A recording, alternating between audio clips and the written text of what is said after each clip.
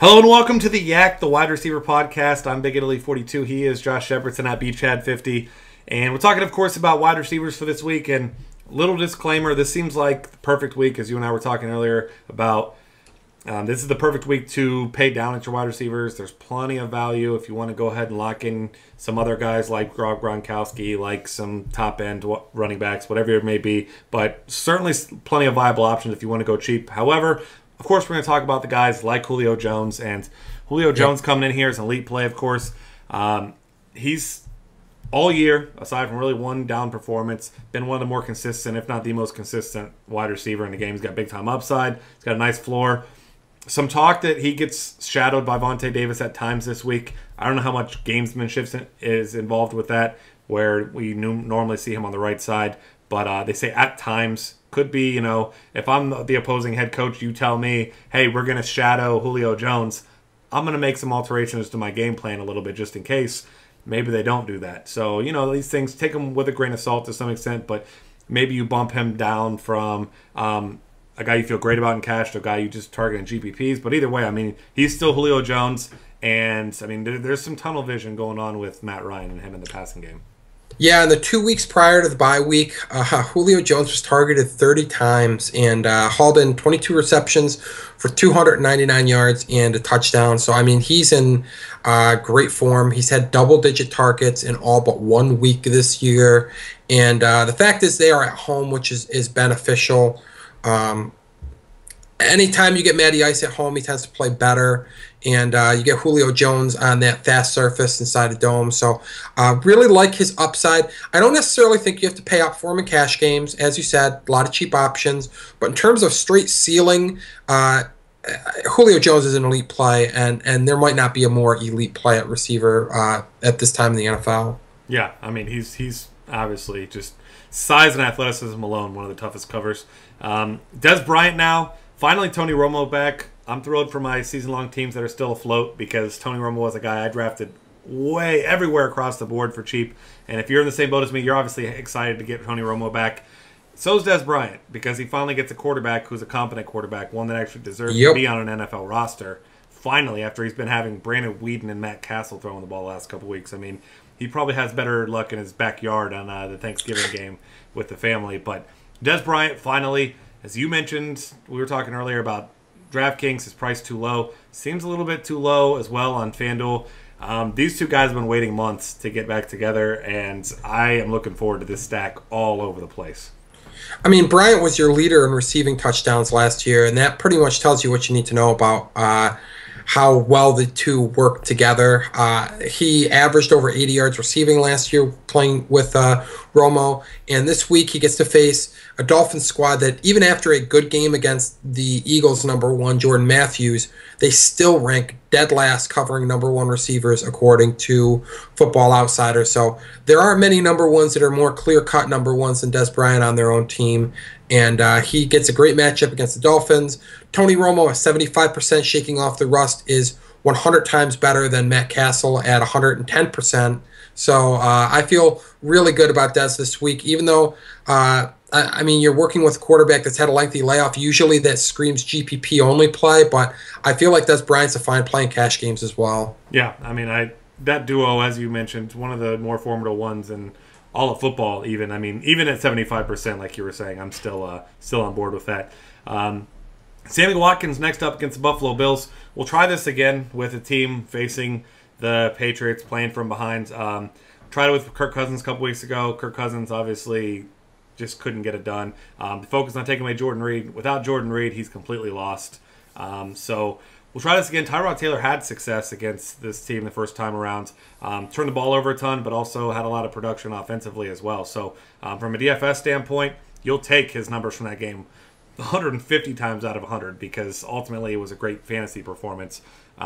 Sammy Watkins here, healthy. Obviously, he's a guy that they look for a lot. Bill Belichick's going to try to take him away in this game, but Sammy Watkins is one of those very talented receivers that it's not quite so simple as it is to take away a Jordan Reed as it is to take away a Sammy Watkins. Yeah, and I also think there's some possibility that they really sell out to take away the run from the Bills, which would leave maybe some single coverage, some opportunities for Sammy Watkins that will result from that desire to take away LaShawn McCoy and Carlos Williams in the ground game. And while the cornerbacks, namely Malcolm Butler, who Pro Football Focus projects to cover Watkins right now, is pretty good. He's no Darrelle Revis.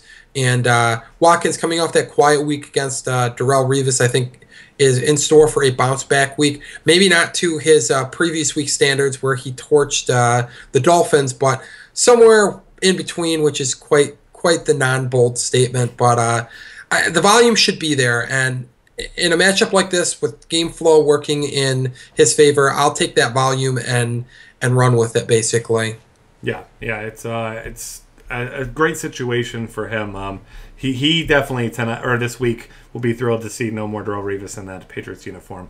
Danny Amendola is in a Patriots uniform, and I guess you can call him Julian Edelman Jr. They're about the same size, but I always just think of Julian Edelman as a small guy. And in the normal world, I'm a pretty big guy, but he's about the same size as me. So Danny Amendola is a guy that really the biggest knock on him throughout his career is he hasn't had anyone to throw him the ball, hasn't stayed healthy. Now he has the best quarterback in football throwing the ball, and he is healthy, knock on wood here.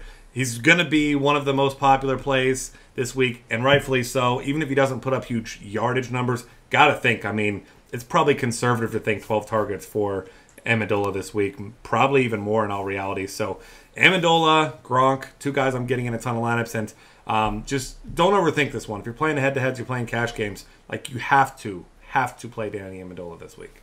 Yeah, I mean, roster should probably be auto-filled with Danny Amendola and Charkandrick West this week. I mean, just get them in your lineups. He was targeted 11 times last week, caught 10 balls. Because he is that short threat, whatever number you see him targeted, you're going to see a pretty similar receptions number. That's just the reality. Brady is a very accurate quarterback. We're not talking about deep balls where Amendola, might whiff. These are short passes. It's a short passing game. This is their extension of the run. And I already liked Amendola a bit when Dion Lewis went down because he had thrived in opportunities to play either without Dion Lewis or with Dion Lewis at less than 100%. Now with Julian Edelman out as well, one less mouth to feed in the passing game. The Bills are a very good run defense, which means that I think that they're going to take away LeGarrette Blount. And I think that Danny Amendola is going to be leaned on heavily as that faux running game, basically. Get him the ball in short space, let him pick up some yardage after the catch. And, I mean, I'd say he's pretty close to a lock to reach 15 to 20 DraftKings points and reach the teens in FanDuel points. Love the price at DraftKings. Really like the price at FanDuel, even with only that half point per reception. The volume's going to be there, and he doesn't have to find the end zone to have value, but because the Patriots have the highest team over-under total this week, you have to think that there's at least some shot that he finds the end zone as well. Yeah, I mean, Tom Brady's quickly running out of targets to throw to in the red zone with Lewis out, with Edelman out, so someone's got to catch those passes, and Amendola liked to catch them when I rostered Edelman, so maybe he'll just continue to get his, and we know he has great hands, so it's not an issue of that. Another guy who has great hands but hasn't had a great quarterback this year, Demaryius Thomas as GBP play here for the Broncos. Obviously Brock Osweiler, the Giant, stepping in this week, and I was talking with Jason here on the earlier show about how it seems like this is going to be a situation where the Broncos put the ball in his hands and they give him the Luke McCown when he filled in for Drew Brees type of treatment. Say, look, you got weapons. Use them. Don't take any dumb chances. You can win this game with, being smart. And obviously, this is a much different situation with the defense because this is one of the best in the game, and they're barely even deserving of the word defense. So, Demaryius Thomas, I think the best in all of football as far as short passes and running after the catch. So you get the ball in his hands, let him do the work, and let him pad your stats. You don't need to launch it down the field to him. Get him these wide receiver screens like the Broncos used to do and they stopped doing inexplicably. So just get the ball in his hands. It's all Osweiler has to do. Yeah, I mean, it seems fitting that Demaryius Thomas is on the Yak podcast because the guy is a yards after catch machine. Like you said, bubble screens, whether the game plan from Coach Kubiak calls for some short passes to get Osweiler in rhythm, Thomas can take short passes and turn them into long passes, or whether it's to utilize Brock Osweiler's big arm, which he does have. Thomas is a big target that can get downfield in a hurry. Either way, Thomas is going to be involved in that passing game. He's not a guy who is limited to just being a long threat or limited to just bubble screens. He can do both And so game plan aside, it's not going to matter. It's not going to hurt Demaryius Thomas. The real key is what is Brock Osweiler going to do? He is a wild card that does make Thomas a bit of a GPP only play. But between him and Sanders, even if Sanders was 100%, I would take DT here. Bigger, more physical freak, and just a monster after the catch, like you said. Yeah, absolutely. And then next up, Mike Evans, the guy that can do it all. I mean, he can do yards after the catch. He can be great. Really, his one downfall, and this is my personal opinion, is inaccuracies of Jameis Winston. Obviously, being a rookie quarterback, he's kind of coming into his own. But Vincent Jackson expected to miss another game. Austin Seferian-Jenkins, we keep saying that he's maybe going to play. I don't know why they're wasting our time with this. The guy's not playing.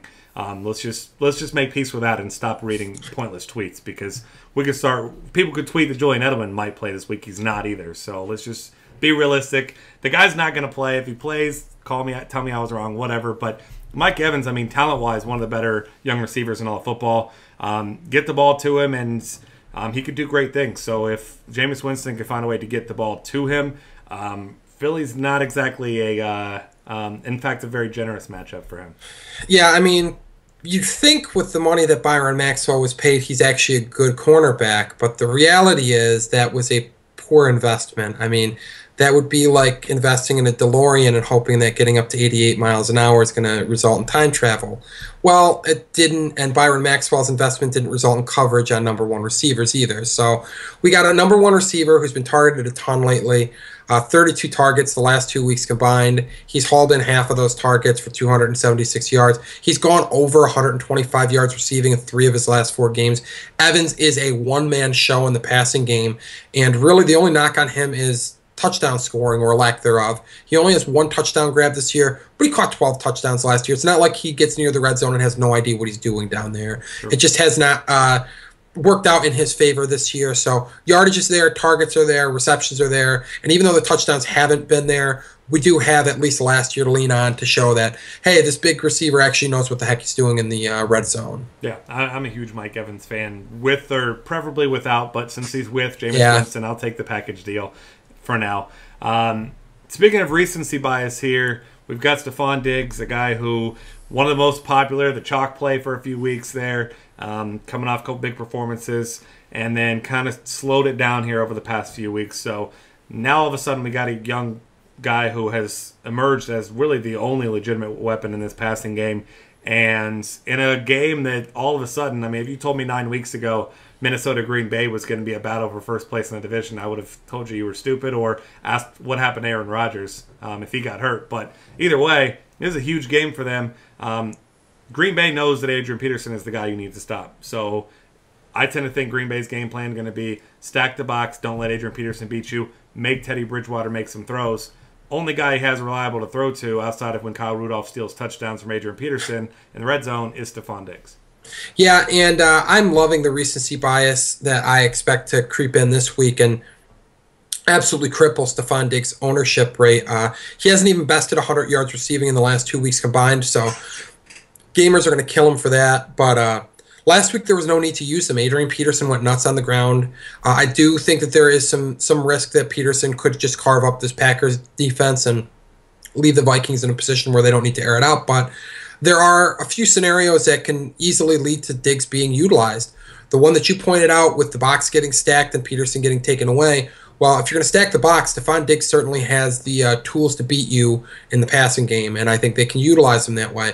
There's also the possibility that this defense really isn't maybe as good as the surface stats indicate. Haven't had a ton of great offenses that they face, so and it's debatable whether the Packers' offense is even great at this point. I mean, the lack of Jordy Nelson, the lack of a running game, definitely hurting this offense this year, but there's no denying that Aaron Rodgers is elite.